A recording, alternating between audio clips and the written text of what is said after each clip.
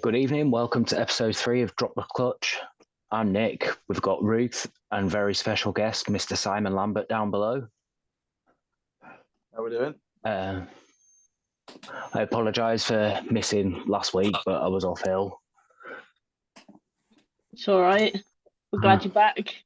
Simon, would you like to introduce yourself to our listeners or viewers?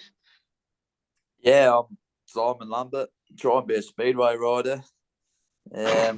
Just a day-to-day normal person, But just good to be with you guys and talk about the sport and what we all love. It's much appreciated for you joining us. No problems. Right, should we just dive right in? I've got some questions for you, so let's get it going. Right, first one. As honestly as possible, how do you think your year went this season? On a scale of 1 to 10, I'd probably say about 8. Really, increased my average again, which was good and part of the job. And I was good at home. I've increased my away average. I've always, people have always said I'm good at home but not away. But my average away did go up as well.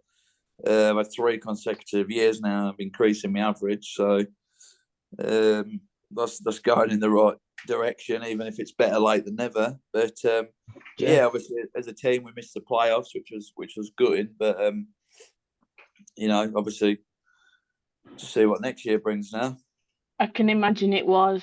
My team finished wooden spoon this year in the championship, so can't win them all, eh? No, you can't, But the championship's a strong league, really. There's no easy teams. There's no one who you face where you think, you'll get full against them. They're all solid. There was always that one club that you probably favoured. Didn't get double figure that night. You should be annoyed, but it's as strong as the top league, really. I think there was only 6 riders last year, weren't there, that raced in the top league and the championship. Only 6 riders that didn't do both, and that speaks volumes really for British Speedway. But that's just the nature of it, really. Yeah, I mean, I can't exactly say anything about where my team finished because you know full well. Yeah, you did all right, didn't you? Yeah. Didn't have a bad night yourself, did you? Well, I could have done better, but I was a bit unlucky really with the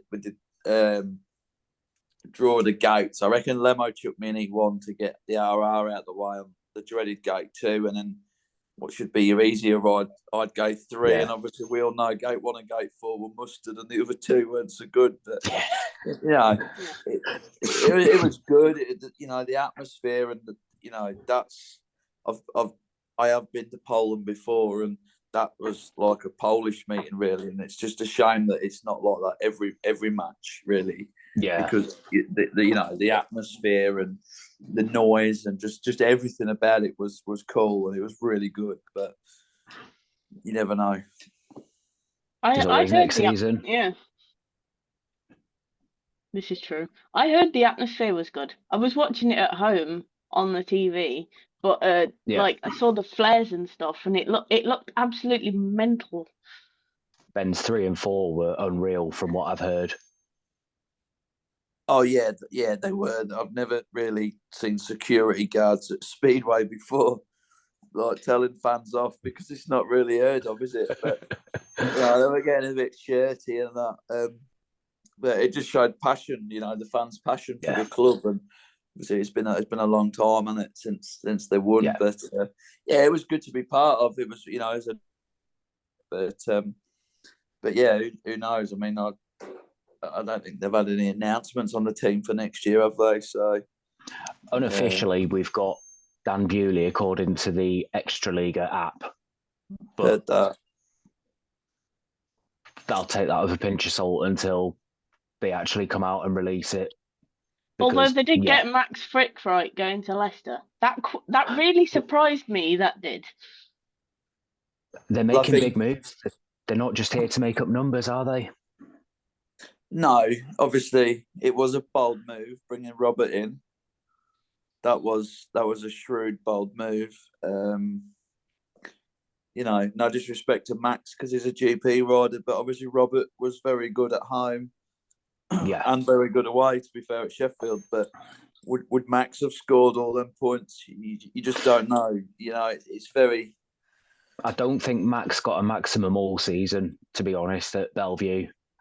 No, but Bellevue is one of them tracks where you can go win a race and change nothing, and you can be half a lap behind the next race, or vice versa. You can be half a lap, well, not a lot half a lap, but like half a straight behind, and you can do the smallest change in the world, and you can pop and out half a straight ahead and win a race. And it's like, I think I guessed it for you one night at Bellevue, and like I beat Tom Brennan in E2 and got 5-1, and I had the ump a bit, and I just changed the jet so small.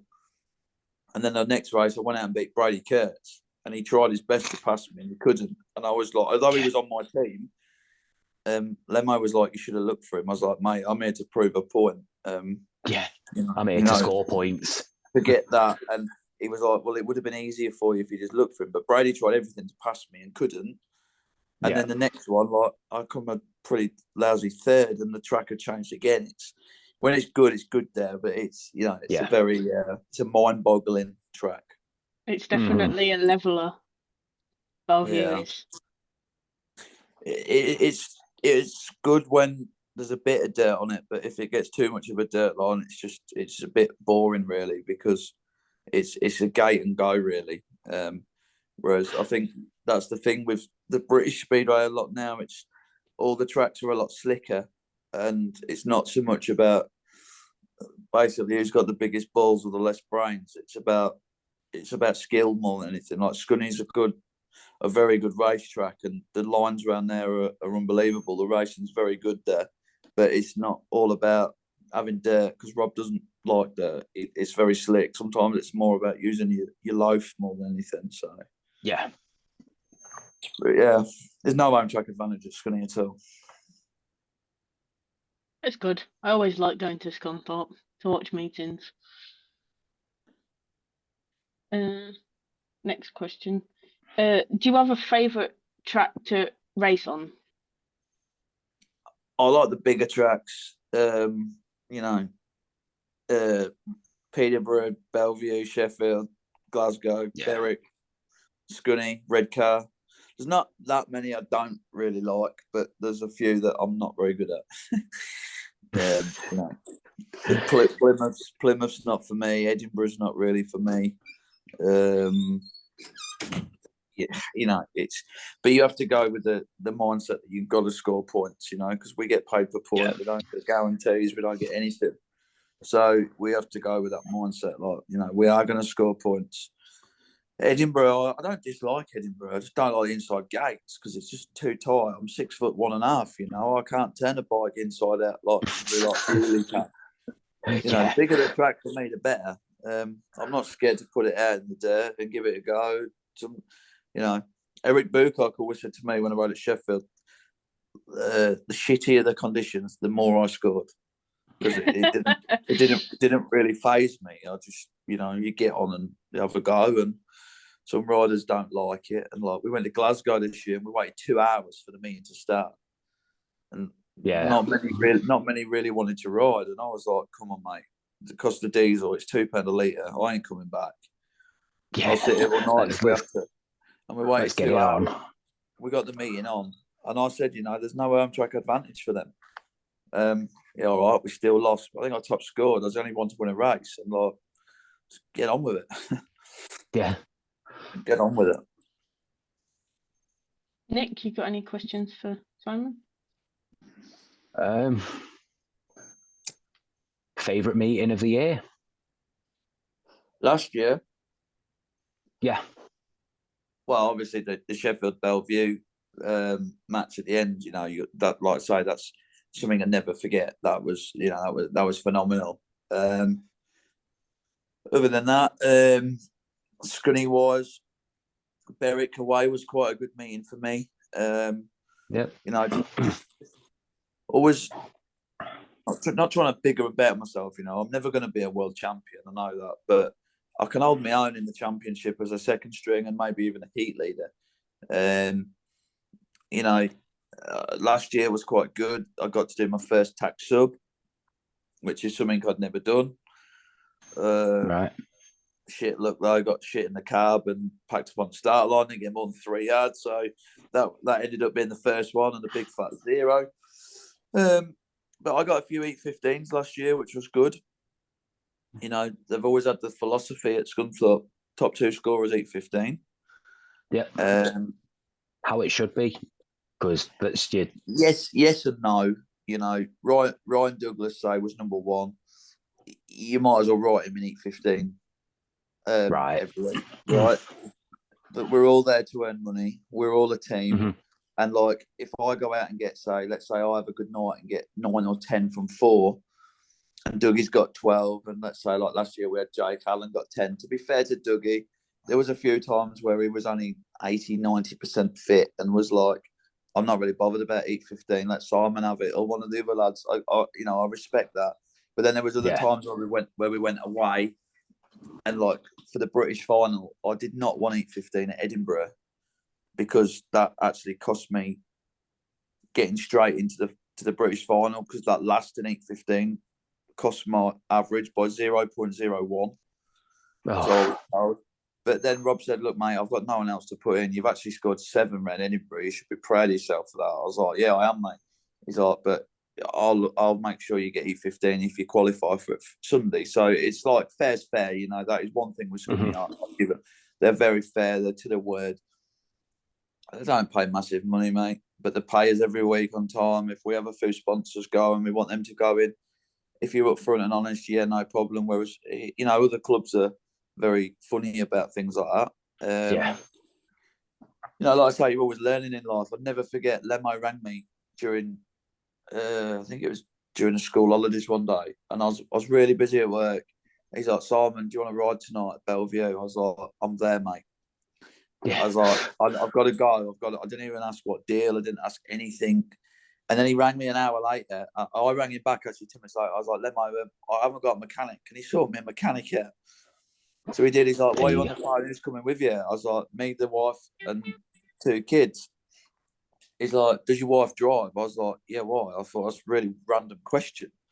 He's like, "We don't want it to, but just in case, if anything happens to you and you crash or anything, she can drive your van, like, or do we need to like get a driver for your van to take your family to the right? Like, do you know what I mean? And like, been in the sport, the whole welfare side of it. Never ever thought of that. Never like he's on the ball, mate. You know, he's on the ball. Good setup there, and really good bunch. Everyone's friendly. Everyone's, you know, polite and wants you to do well, and you know, it's great. It's a good club, you know. Yeah. So, what got you into speedway then? My mum and dad, really. They used to. We used to have. You know, some people would remember him. Some people. Zenic Teaser, Sam Teaser. I think he actually rode for Bellevue for a couple of seasons at Kirkandshire Lane.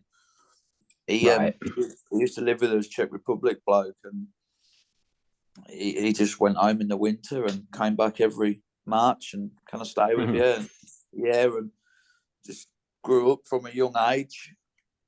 And then Mario Giroux, I don't know if you know him. Can't say I do, sorry, no. Another Czech Republic lad. Him and Zenic were both at Peterborough together. You know, Mario was wild. They called him the Wildfire. He was crackers. Right.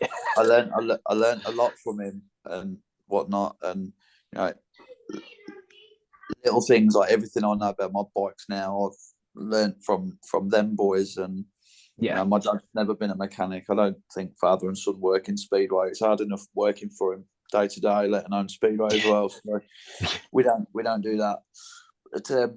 But yeah, just going along. I remember like 3, 4, 5-year-olds sat on my dad's shoulders at the back of the grandstand at Peterborough, and just went from there. Really got my first bike about when I was about 10.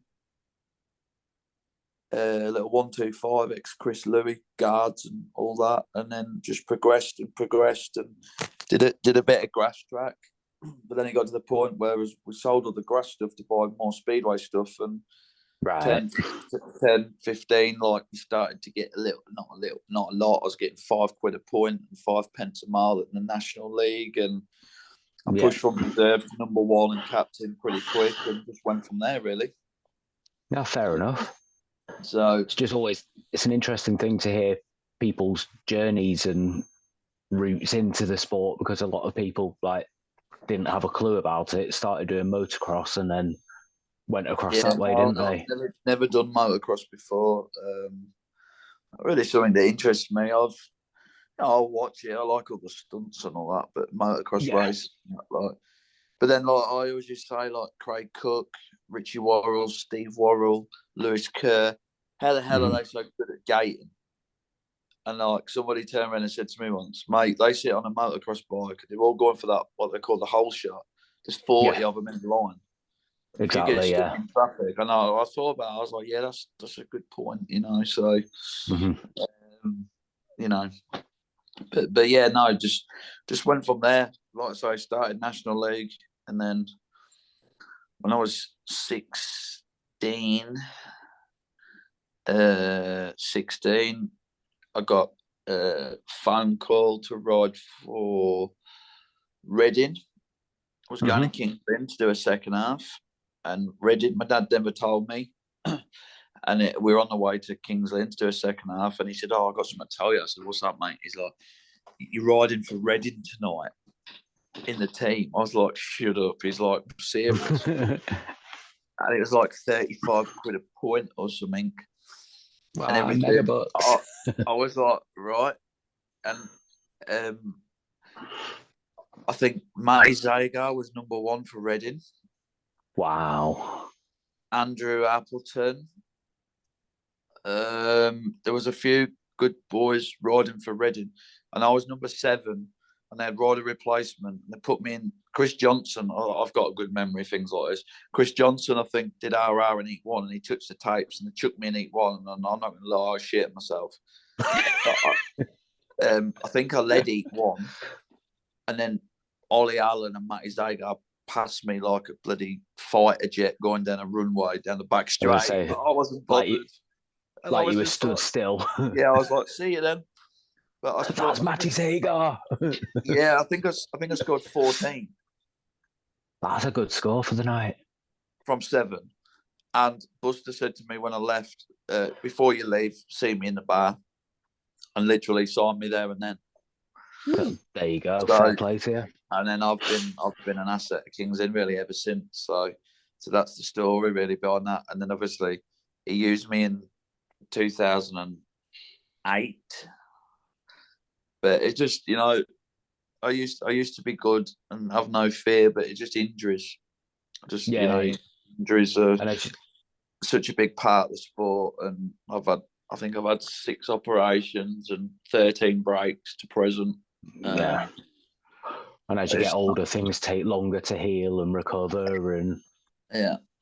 I actually gone to the hospital after Christmas, a few days after Christmas, because I crashed my little lad's 6.5 now. He wasn't very old, so it was 6.5 years ago, crashed at Peterborough and ruptured my knee. I did my ACL, MCL, and it just sickening. I broke my hand, and I wasn't bothered about my hand. In my head, it was like 10, 14 days I'll be riding. I'm not worried about that. I can grin and bear that.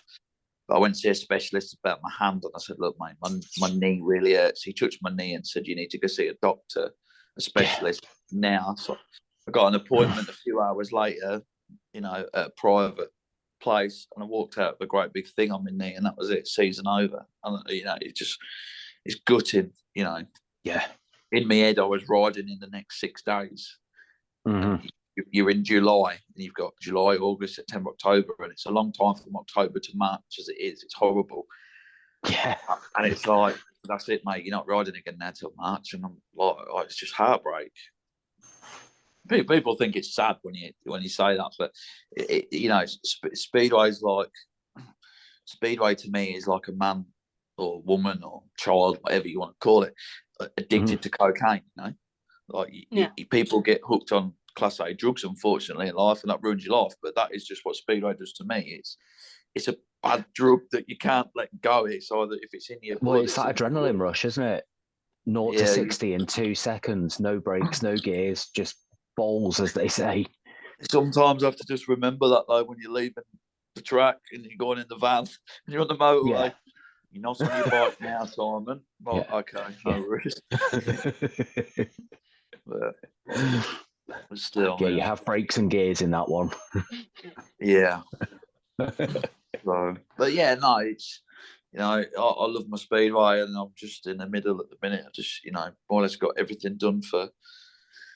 I've got a championship place sorted for next year. I've got all covers and everything designed, suits and that, and parts ordered, and sponsors back on board, and nice. Always trying to get new sponsors, but we see, it's not easy. It's not just a sport. I'm not one of these people that earn enough money in a year to not work. I work 6 days a week.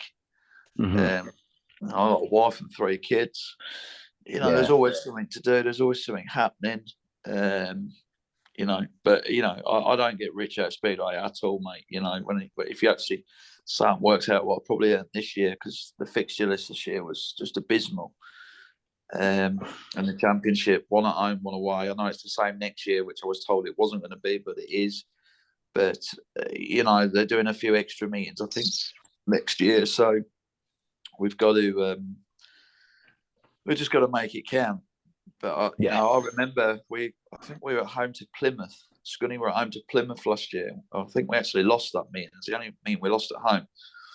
And I hadn't ridden for 2.5 weeks. I think I'd been off my bike for 19 days. And wow. Richard Lawson was number 1 for Plymouth. And I looked at his schedule because I'm a bit of a sad act. I know the rules, and I follow a lot of riders and all the teams. I watch every updates every night, and Mrs. thinks it's sad, but it's just, it's like her supporting Liverpool. She knows all their results. You know what I mean? What I was going to say is each to their own, isn't it? You're into speedway. You're not just a rider. You're a fan of the sport.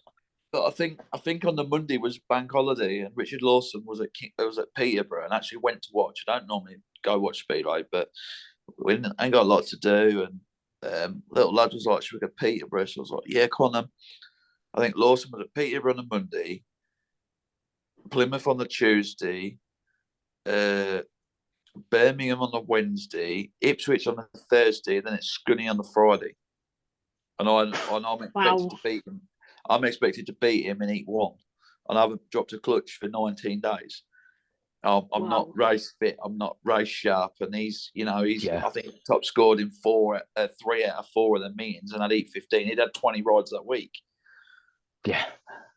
I had 20 rides that month. So it just makes a bit of a mockery, really. I don't think the Rising Star scheme's working. I think there's only one rider really I'll say 2. There's one rider who's really excelled that, and there's another rider who's really benefited from it. The beneficial rider is Connor Mountain. I think he's very underrated. I see he's at Scunthorpe next year. I think he was a bit unfortunate, really, because I think he deserved a lot of extra rides and he didn't get him, and they give him to Sedgy a bit. And obviously Tom Brennan, he pushed himself out of the reserve berth. He held his own at number 2. I just hope he gets a job somewhere next year, because he more than deserves it. I hope he stays at Bellevue. Yeah, well, I've heard a Bellevue team, but I haven't heard him in it. But you just don't know. Well, this is it, isn't it? We don't know until Lemo decides it's time to release it. No. Does this go like on the net or not? It will do, yeah. It will go up in a couple of weeks. So on the 9th of December, this will go online. Yeah, no worries. Okay. Well, I won't say the team I've heard them. Okay. I'll get in trouble. Okay. So, but yeah, no, Brennan excelled himself in that, and Connor Mountain. But it for me, like, obviously Poland, it's all about their own. Whereas to me, every reserve in England, like in the elite league, obviously the Premier League as well to an extent, should be British.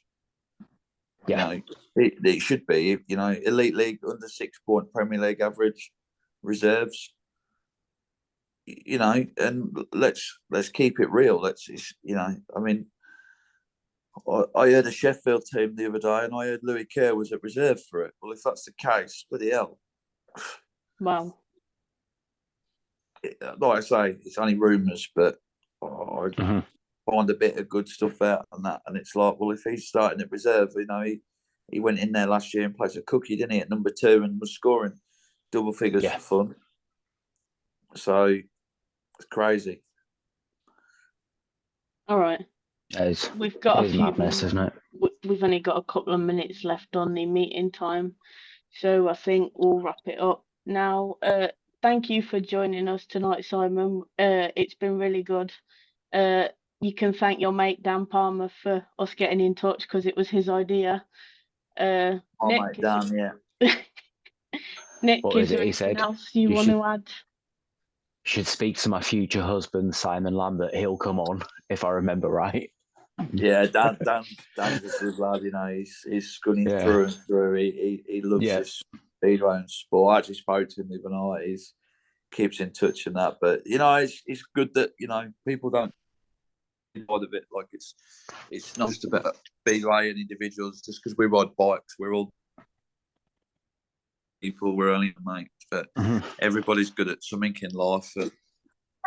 Whether that's being a bloody electrician, builder, or bike rider, yeah, we're all equals. But it's good that everybody gets together places like this, because things like this, because obviously it's a long time from October to March. So yeah, no, fair play to you all for doing what you're doing, and keep it up, and hope you all have a good Christmas. You too. Same to you, and we'll be in touch sometime next season if that's okay, and get you on for like a mid-season. Yeah, anytime, mate. You got my name, number. Just give us a text. Yeah, no worries. Brilliant. Thank you very much, Si. Thank you. Great.